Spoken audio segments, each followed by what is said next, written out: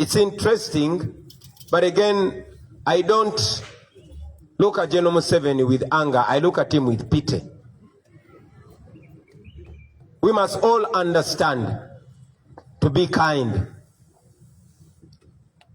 I know that Curtis of his age is being fed by false intelligence. But I also know that Museveni is a chronicle liar. Now here is a man accusing us of the things that he actually does.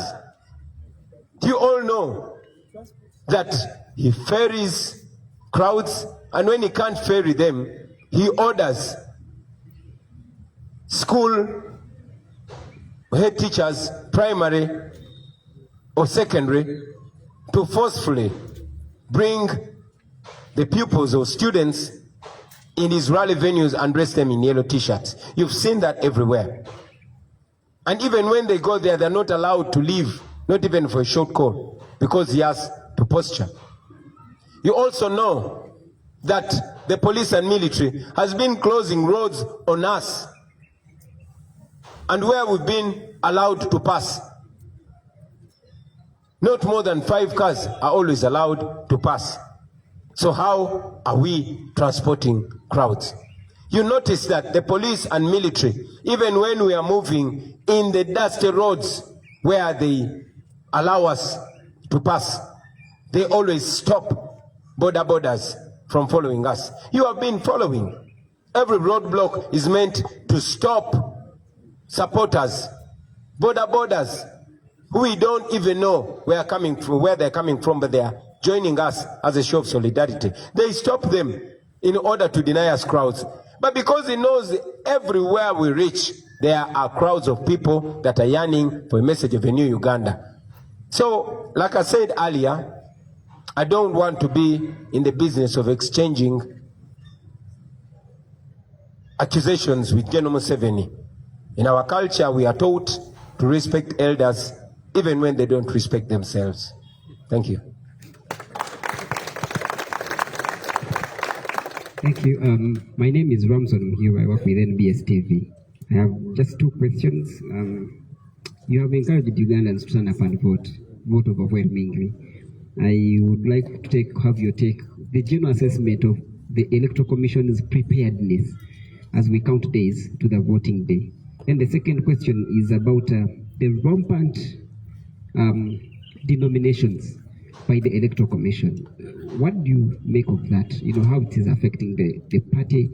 Looks like it's not about to stop. Just the 2. Thank you very much. First and foremost, the Electoral Commission is not independent. The Electoral Commission has descended into the arena. Started with the chairperson of the Electoral Commission coming out to attack our theme of this vote, protest vote, illegally and immorally. That showed that the Electoral Commission chairperson has a side. But again, he has gone ahead to ignore his mandate of being in charge of the election. The Electoral Commission is not in charge of this election. You have seen Museveni's son, Muhoozi, who heads the military, appointing himself as the spokesperson of the Electoral Commission. So just like in 1980, the 2026 election has been largely taken over by the military, but by the strong will of the people, we shall persevere. So about the readiness of Mr. Byabakama, that is his question to answer. But we say he is not to be trusted, the Electoral Commission is not to be trusted, but good enough, Article 1 of the Constitution places all power in the hands of the people of Uganda. About the rampant denomination of our people, that again goes further to show not only the illegal behavior of the Electoral Commission, but the bias. You have seen our brother Honorable Walukaga Mathias denominated. Even when the High Council, the Council for Higher Education, clearly indicated that he possessed the minimum qualification. But the one Rwashande who stopped probably in P2 has not been denominated.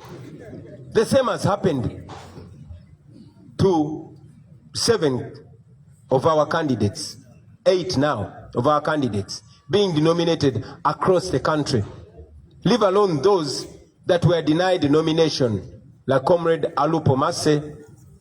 You have seen that the Electoral Commission is being used by those that are in power. This is a very, very embarrassing move by the Electoral Commission. They think they're hurting us, but they're helping us expose themselves. You will notice that the Speaker of Parliament, Anita Among, ensured that the people that were running against her were denied the right to be nominated. The Deputy Speaker of Parliament made sure that those that were running against him are not nominated. The Vice President, same thing. The Prime Minister, same thing. The Finance Minister, Kasaija, same thing. So, you realize that this is a joke. But I want to assure Ugandans that as soon as we get to a new Uganda, as soon as the rule of law is restored, please wait for those by-elections. The people of Uganda deserve and indeed will have the right to vote for their leaders, and they will not have stooges imposed on them. We are taking the next question. Thank you. Okay, thank you. My name is David from Monta. I'm asking about voter protection. Yeah, sorry, maybe before you ask that question, I will also add to that answer that shamelessly, some of the candidates have been coerced, others bought out to the tune of 500 million each. Imagine a government, imagine an old man in his 80s who prides himself in having fought for democracy, buying out candidates to the extent that some of our candidates were arrested, put in prison, and intimidated. Then they reached out to them in prison. Shame on you, Museveni. Please go on with your question. There is a request from Muhiro. The two questions about Damo bibuze naye mu Luganda. Lwaki wabibuuza mu Luzungu?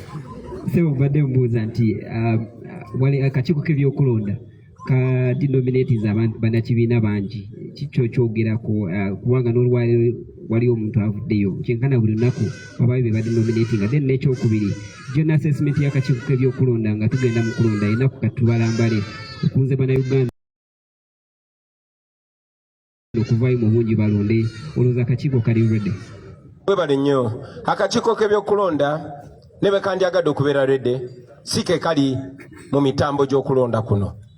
Akakiiko k'ebyokulonda